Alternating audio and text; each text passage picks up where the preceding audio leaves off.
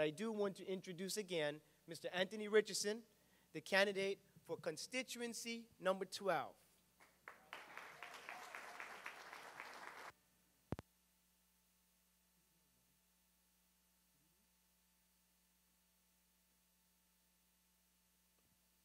Good evening. Right, here we go. I'm very pleased to be here, first of all.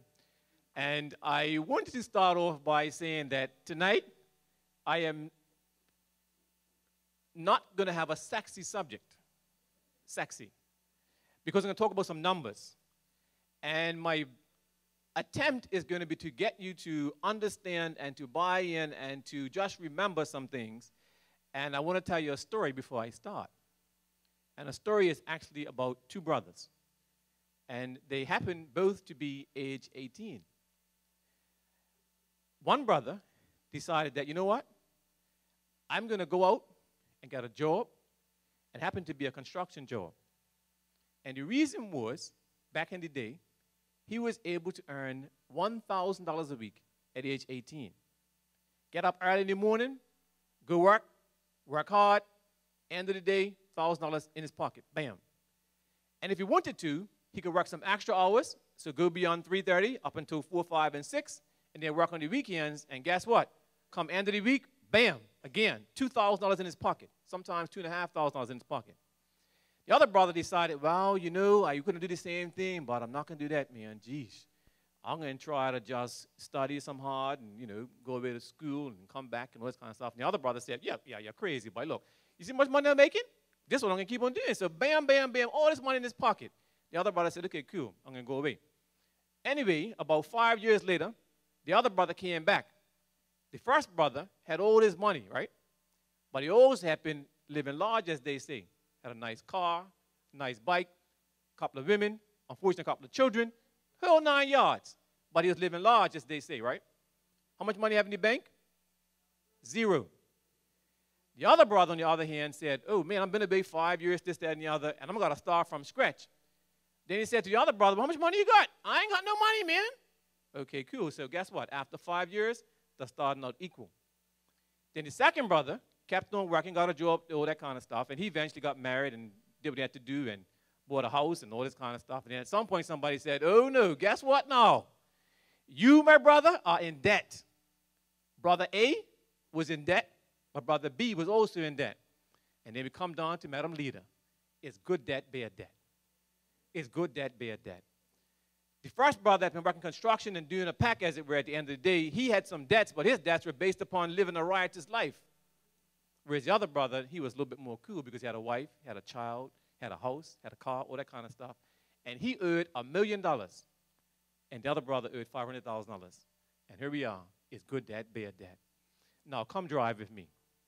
Where you want to start? Dockyard or St. George's? Tell me, where you want to start? Where you want to start? The east. We're going to start in the east, right? Come drive with me. We're going to start down Cut. Everybody know where Cut is? And guess what? If you start down Cut and you drive along towards Fort St. Catherine, that's our first stop. Because your government spent a whole chunk of change renovating Fort St. Catherine. You don't remember that, do you? And then guess what? If you drive around the coast, if you go to Fort St. Catherine and you just make a U-turn, come back up, and go up by RA. You know what RA is? If you guys are old enough, you know back in the day, RA was the place, right? And you keep on going around, and Minister, it's not her, MP Butler, he was the principal at what school? St. George's Sac. And how many of you guys been to St. George's Sac? At least one or two. There you go. You've been to St. George's Sac. And what is St. George's Sac right now? Sylvia Richardson. And guess what? What happened to Sylvia Richardson rest home? It was rebuilt. About $20 million. And guess what right now? It's the best one on the island. And it's so good that the waiting list is longer than long. That's money, right? Then what happened? You leave St. George's and you start, okay, well, cool. Now I'm going to have to go up the country because some people say that God's country up the west. If that's not true, but that's what they say anyway. Anyway, let's go for a drive, right? And you come along, driving along, and then you say, well, guess what? I'm going to go a little bit slow. I'm going to get over to the bridge there, and guess what? What's the first bridge called when you leave St. George's? The Pink Bridge. Spring Bridge. And guess what? Government spent a chunk of change renovating that because you remember if you stayed on St. George's, sometimes the bridge was open up and going to close back. It won't close back. You know why?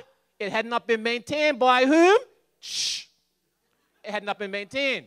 So government spent a chunk of change fixing that bridge. And then you keep on coming and you get Joshua on the band there and you say, well, guess what? I'm going to go left. I'm going on that other country down there that some people call a new parish. That's right. And that's where you stay, right? In St. David's. And guess what happens now? What happens now? You are now, let's just say it's on a Friday night, right? And you get up. And happened to me one day, by the way. My poor son was inside sleeping somewhere. And he woke up crying. I didn't know what going on. I woke up, it was dark. I ran, bam, oh! What I do? I bang my toe. And you all know, when you bang your toe, it hurts. A little small toe, it hurts. And guess what happened, dude? I went down, what's that place called? Lamb Fogo. And guess what? I said, thank you, Lord. $5 million for that. But guess what? It was good. $5 million for my toe. My toe, $5 million. But guess what? I was happy because you know what happened? I walked in, I said, my toe, my toe. And the woman just said, well, guess what? Give us a couple of minutes and we'll sort you out. And they went inside. I went inside, sorry. Good thing, toe wasn't broken. What I need to do, have a little bandaged up for a little while, limp around for a little bit. But guess what? My $5 million toe was feeling good. And now it's good as good. So guess what? The government spent $5 million for my toe. Am I happy? You bet. And guess what? If anything happens to you guys and you're in the East, you'll be happy also. And the entire East Enders, in the event of a hurricane or whatever, and the causeway is clear, something's going wrong, you're right there. Lamb Fogo will help you out in an instant. And now I'm going to tell you guys a secret. Do you know what happened around about 1996, give or take? We're coming back west now. You're on that long stretch, what's it called? Causeway, Kinley Field. And on the left-hand side of Kinley Field, when you're going up the road, is what? Come on, people. Exactly, the airport. And guess what? Government spent about $70 or $1 million fixing the airport. And you know why? Why? Because the base left. And we had to then get the airport from a, like a military base up to a international standard, and we had to spend a whole pile of money on that. And so now we're coming further west, right? Now, which way you want to go? Harrington Sound or North Shore? North Shore. Minister's got me there. We're going up North Shore now.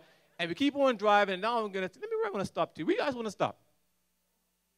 Let's go up to probably, let's just say maybe Palmetto Road might get you there.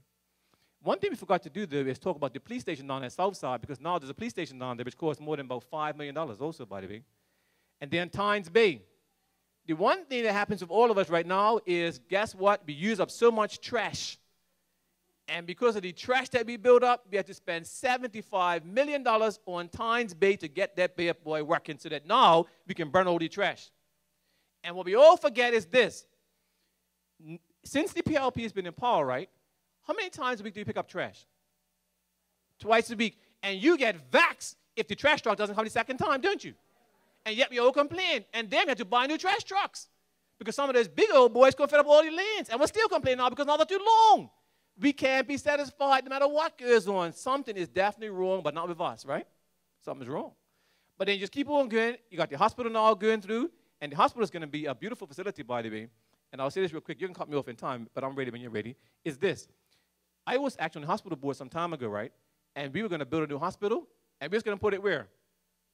Exactly, Botanical Gardens. We had a meeting up at Bermuda College. The people went wild. You must be crazy. You can't do this. You can't do the other. And guess what's happening now? We'll have a beautiful, first-rate hospital to the extent whereby people are going to fly to Bermuda to go to the hospital. There's Minister's here right there. To go to the hospital in order to promote medical tourism. And also to make sure that we are all here and we're able to get good care. Because I've said a long time before, right? I don't care how much money you got, whether Bermudian or elsewise. You go down the road, right? Get in an accident or have a heart attack or whatever else happens to you. Guess what? You can't go down the airport and fly away right away. You got to get down to the hospital, and then you'll be stabilized, and then you're good to go. And so there are many other examples. I actually, right now, sometimes, I leave from Southampton and come down to Hamilton. And guess what happens now? Before, the roads were jammed up. You know why? There's a whole bunch of traffic all over the place. And then somebody said, a good idea now. Let me go buy some fast ferries. We still complain. But you spent money on fast ferries, and now if you stay in Somerset, you know full well you're getting on the ferry to come town in the morning because you don't feel like driving, right? And it's much easier. And then somebody says, oh, guess what? The water's all rough or something's going wrong. There's no ferries. And what happens? You all get vexed now because you got to drive your car to town. And yet we complain about the fact that the government spent money on fast ferries. Now I'm going to try to speed up a little bit because I'm looking at Zane again, Minister is over there again, because I'm thinking about golf now. And guess what? I'm with golf. I'm going zooming up Somerset now almost, but guess what? What did I do? At Port Royal, we stopped because somebody said, hey, guess what, everybody? PGA.